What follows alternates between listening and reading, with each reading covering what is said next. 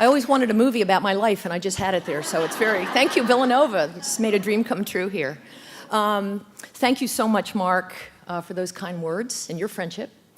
It's really an honor to be here today, and I want to thank you for making the invitation. I want to thank George Cobb and Terry Boyer. I don't know if she's here. Not Terry. How are you? I haven't had a chance to visit with you, but thank you so much for this invitation to come and be part of this incredibly special event.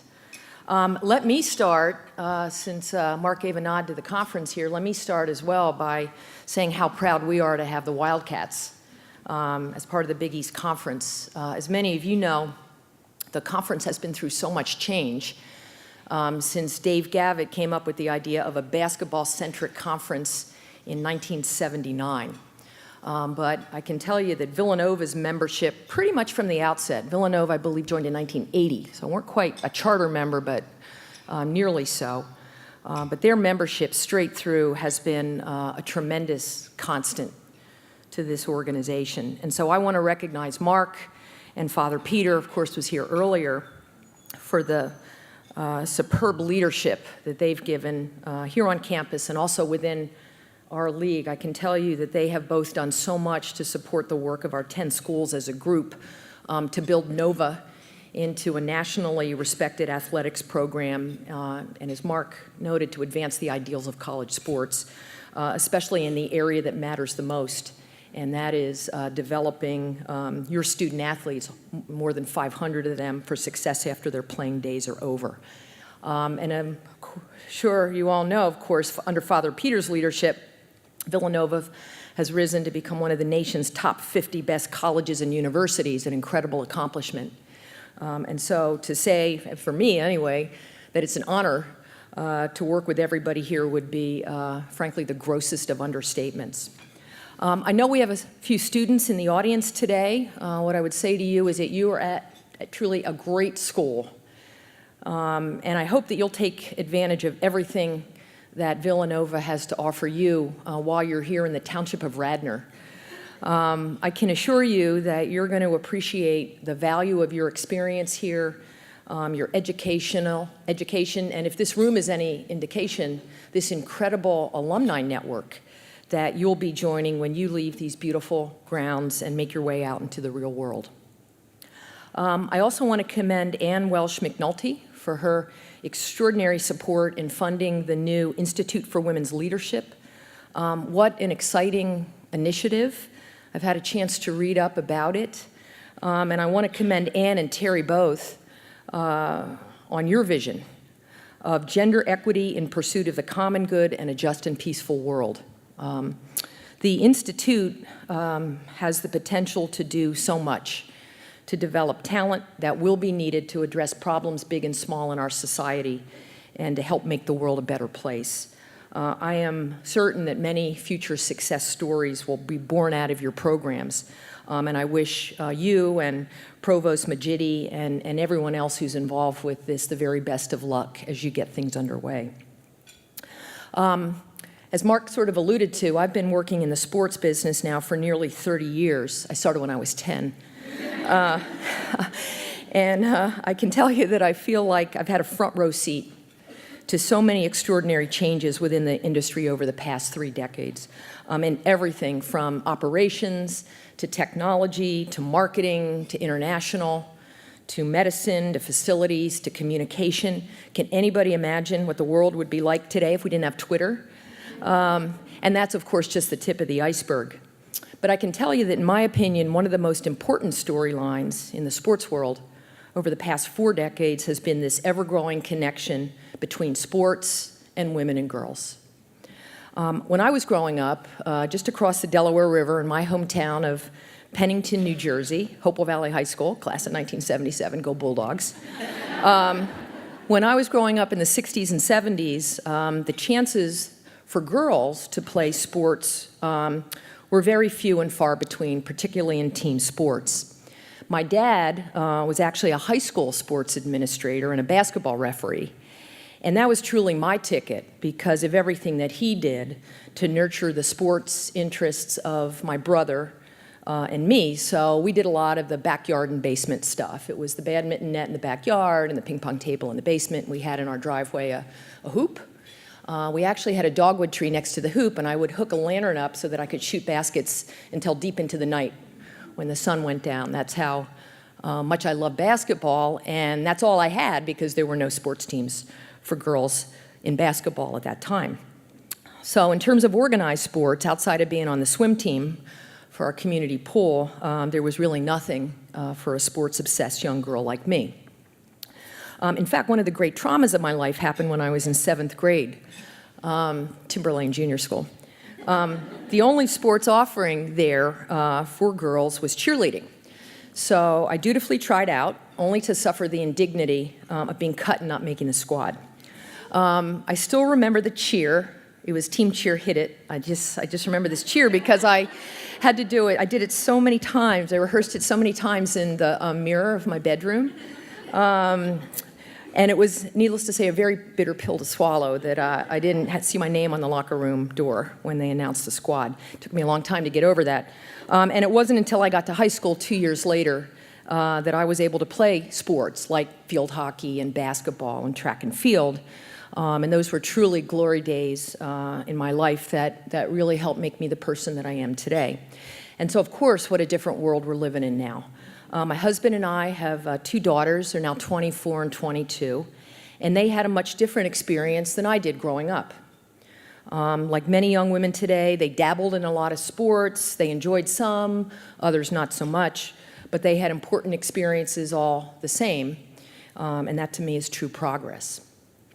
Title IX was passed when I was in 8th grade, and while the enormity of that law was lost on me at the time, 13-year-olds aren't really paying attention to things like that, it did directly impact my life as it enabled me to get a scholarship after high school to play basketball at the University of Virginia.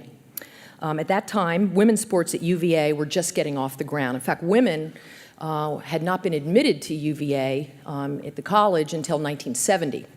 So the first class of women graduating from Virginia was in 1974, and I entered the university in the fall of 1977. And so at that point, there simply wasn't a lot of support yet for the handful of fledgling women's sports programs that were on campus. In basketball, in fact, there was a total of 1 scholarship. And in my first year, I shared it with a teammate, coincidentally also from New Jersey.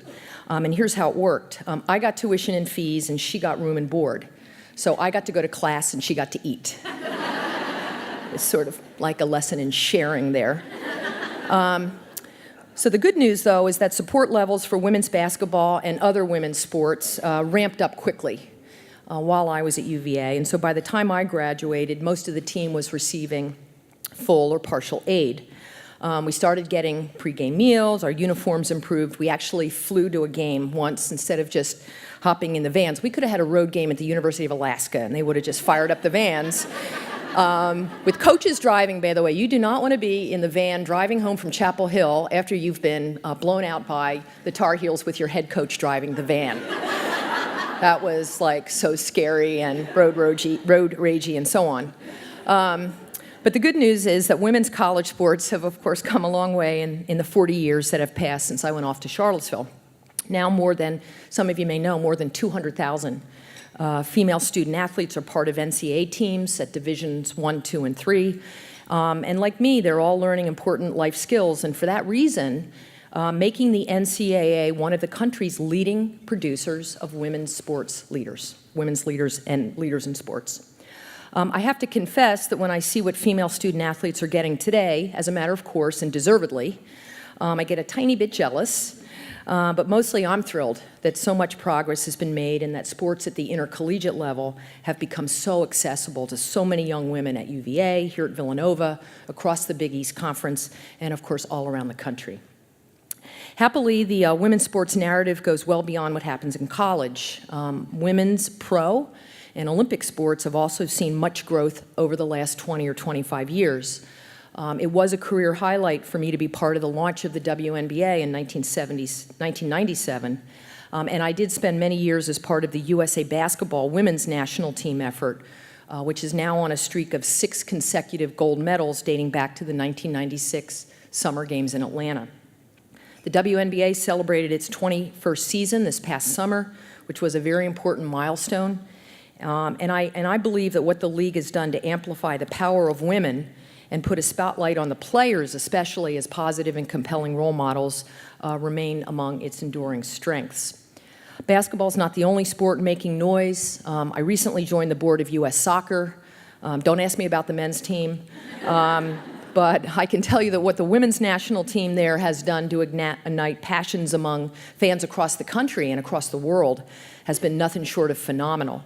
Participation rates in other team sports for girls and women like volleyball, lacrosse, softball, Mark knows this well, also continue to grow. With participation, what I would call a Title IX success story, the next frontier for women, in my opinion, is in sports leadership. My career in sports started well before the WNBA. In 1988, when I started in this business, I began as a staff lawyer for the National Basketball Association, the NBA, or I call it the MNBA. It was a, right. It was a dream job in so many ways, but there were very few women in the business at that time for me to look up to or learn from. My mentors were all men. Including the senior leaders at the NBA at that time, most notably David Stern, who was the league's longtime commissioner, and I was very fortunate because they took a shine to me, they opened doors, and they enabled me to advance. So I moved from the legal department over to the commissioner's office, and then I was able to participate in some of the league's most exciting initiatives during the 1990s, including the participation for the first time of NBA players in the Olympics, in 1992 in Barcelona. That led to the growth of the league's reach internationally, and then later its efforts to connect in a stronger way with women, principally through the WNBA. But I can tell you that the experience was solitary at times, especially when I was pregnant with my daughters, first in 1992 and then in 1994. I remember all too well fighting both times through the expectation that I wouldn't return to the office after they were born, and then, of course, the difficulty of juggling the demands of a tough job that had a lot of travel with the obligations and the pull of wanting to be a good parent to the girls. But I and my family survived, and now it's so encouraging to see so many more women in the sports business, and importantly, to see women beginning to ascend in leagues, broadcast networks, agencies, athletic departments, and many other types of sports organizations. But when we talk about the highest level leadership roles in sports, my observation is that work still remains. When it comes to college sports, the good news is that of the 33 commissioners serving at the NCAA's division level, 10 are women, so nearly 30%. But among the athletic directors of the 350 at Division I, the percentage who are women is still less than 10%. So there's some work to be done there. The number of women who are coaching college sports teams, interestingly, has also stagnated, and in some sports has actually declined.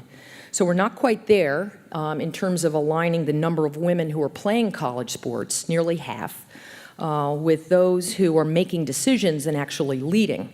But fortunately, many qualified women administrators are in the pipeline today, and so I'm hopeful that this gender gap will continue to close. The leadership landscape internationally is comparable. At the Rio Olympics last summer, women made up 46% of the overall athlete headcount for all countries. Again, almost 50% or nearing it. And more than half of Team USA in Rio was female, 53%.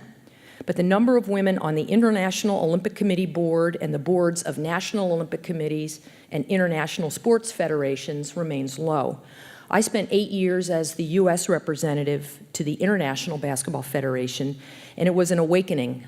Women have a very limited presence on their board and commissions, and they're largely invisible in their global management structure. So even though I'm gone from that organization, it's become something of a crusade to continue the advocacy to try to bring these international groups into the 21st century. And Terry, maybe you and the Institute can be of some help there in your spare time. We'll talk. But But the good news is there's no question that the landscape is so much improved from my early days. And again, I'm very confident that the roles of women in the business will only strengthen as time marches on. And again, I think the Institute can be of great help here. I would note that it's also very good for the business of sports that women are increasingly fans and consumers of sports of all kinds. Maybe this is just me, but when I was growing up, the only sport that women seemed to take part in was bowling. And I'm saying that because my mom was in a bowling league in Trenton, and so that was a vivid memory, her running out the door with her bag that had her ball and her shoes. Of course, I'm exaggerating. Women were also playing tennis, golf, figure skating, swimming and diving, and doing gymnastics, which of course we saw during the Olympic coverage then. But the kind of robust participation levels that you see now just didn't exist back in the day. And that means, I think, a huge business opportunity for today's equipment, apparel, and footwear companies. In the same way, any sports property or broadcast network worth their salt is paying attention to the substantial numbers of women who are buying tickets and merchandise and watching sports on television. The female demographic is very real, and smart companies know that they have to figure out how to leverage that audience segment as they endeavor to expand their reach in a very cluttered environment. Again, all the more reason for more women to be plugged into key decision-making positions. Let me share a couple of takeaways about my journey, things I've learned that I always pass along, particularly to young women, young professionals, and aspiring leaders whenever I get asked for some career or life thoughts. The first one is get good at dealing with failure. If you ask any successful person if they've ever failed at something, I can promise you the answer will be yes. The key isn't how or whether you've failed, but how and whether you've picked yourself back up and how you've come back stronger the second or third or 10th or maybe the 100th time that things didn't go your way. I can assure you that if no one got hurt and a lot of money was not involved, that most mistakes will be forgotten. And at the end of the day, however bad it was, there'll always be a hot bath and a glass of wine to ease the pain. I encourage young professionals to try to find a calling that they're passionate about. Probably hear this a lot, but it's true. Not only will you be happier, but you'll probably do a better job of it because you care more. When I graduated from law school, I was very intent on finding a job as a lawyer in sports, but I couldn't land one simply because I had no work experience as a practicing lawyer. I wound up instead as an associate at a Wall Street law firm where I spent 2 years in the corporate and banking department. It was very high-end work. It was well-paying, it was fast-paced, I was around top-notch minds, and best of all, I met my husband Charlie there, so deciding to work there was a great call in the end. But the actual work I did there didn't really stoke any fires in my belly. If anything, it made me realize just how much I wanted to get back into sports. And so when I was later offered a job for a lot less money, I would add, as a staff attorney for the NBA, it was truly one of the happiest days of my life. And that job, in turn, was a launching pad for my career, and every day I count my lucky stars, that I'm in a field that I care about and I can relate to and I believe in. And so I encourage, particularly the students here, to be persistent about seeking out your dream job as well. Woody Allen famously said that 90% of life is showing up, and I think there's a lot of truth in that, even for adults. You may feel an urge to skip a work-related extracurricular or a social event or an enrichment activity, but my advice is to resist the stay-at-home urge and get involved. Sometimes I overdo it on this, but that's the way I'm hardwired. I've found that once you take the initiative and show up, momentum can take over and lead you to an experience or connect you with somebody who could completely change the course of your life. Someone once told me that life isn't a dress rehearsal, and I think there's truth in that adage as well. I often remind myself that you may never get a second chance at something, so you have to make the most of every opportunity, whether it's in sports, in the classroom, with an important work assignment, in your relationships, whatever it may be. So give it your all the first time around and go for it. And finally, I've learned that there's no substitute in life for hard work and sacrifices if your goals are high. Very, very few things in life come without exertion. And in some cases, only very serious exertion will get you an A, will win you the game, get you the job of your dreams. or the promotion that you covet after you've gotten your foot in the door. The world is very competitive, and even if you are ambitious, there will always be others who want what you want and may be willing to work a lot harder to get it. So you simply have to put in the time and make the sacrifices if you want to achieve your goals. Since this is a leadership summit, let me give a few closing thoughts about leadership. When I think about leadership, 3 words come to mind. First, innovation. Steve Jobs once said that innovativeness separates leaders from followers. And he was definitely onto something. Studies have in fact shown that innovative leaders share common traits, among them strategic vision, loyalty, persuasiveness, candor, speed, inability to uncork good ideas from the ground floor of an organization, inability to foster a climate of trust, and an ability to motivate and inspire through action. I think good leaders also have the ability to distinguish between change that's needed and change just for change's sake. Sometimes the old tried and true way may actually still make sense in the end. But the ability to adapt and adjust when you have to is key in our world, and it's hard to imagine any field where it doesn't pay to look regularly at a situation and ask, would a new approach work here? How can we make this better? My second word is learning. In my experience, learning and intellectual curiosity and leadership all go hand in hand.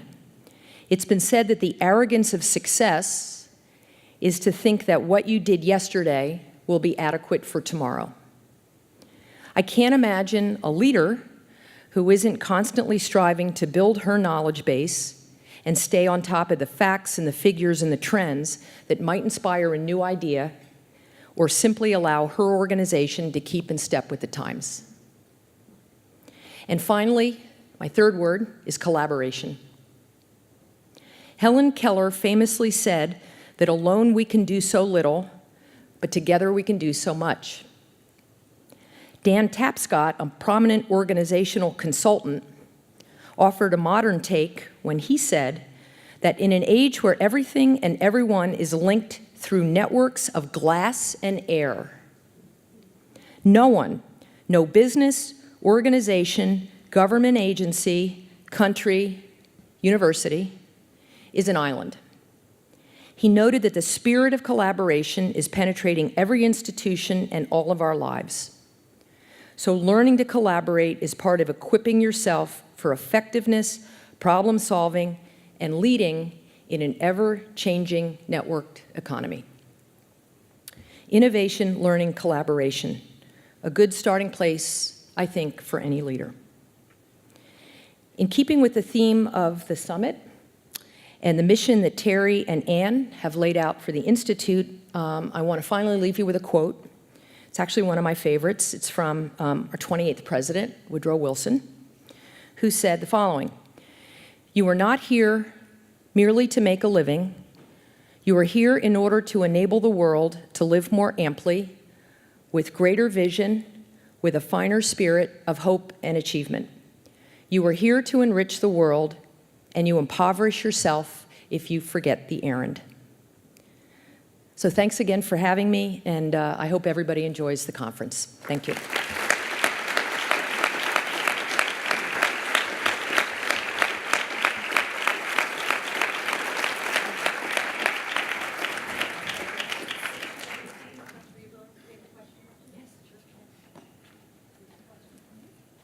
Okay. I've been told that if there was a question or two, could I answer them, and I said I would try. Okay, looks like we have some questions. I'll try and talk loud here. What advice do you have for students who are in the room today, especially those who didn't consider themselves leaders? I think everyone's a leader in their way. You know, you can lead in your everyday life in small ways, by the example that you set, by the people you touch, Leadership comes in many forms, I guess would be my answer to that question. Sometimes we associate leaders with sort of the tippy-top leaders in our country, in our company, in our world, but everyone has a chance to be a leader here. And especially for anybody who graduates from a school like this one, I think the likelihood that, that the sort of wildcats to be here will have a chance to go on and lead in their way are very, very high. And you may not even realize the moments when you're in a leadership position. So I would describe leadership in some cases as unintentional. And I think if you kind of approach your life that way and try to set a good example and be true to yourself and maintain high values, I think you will find out that you are, in short order, that you are a leader whether you know it or not. What is one of your proudest accomplishments as a leader? So the question, accomplishments as a leader, I think for any parent, your proudest accomplishment is your children. And my daughters are tough. I mean, I don't know what I did. But I'm proud. And they were very young. I'll just say when the WNBA launched, they were very young. My oldest was 3. My youngest was 1.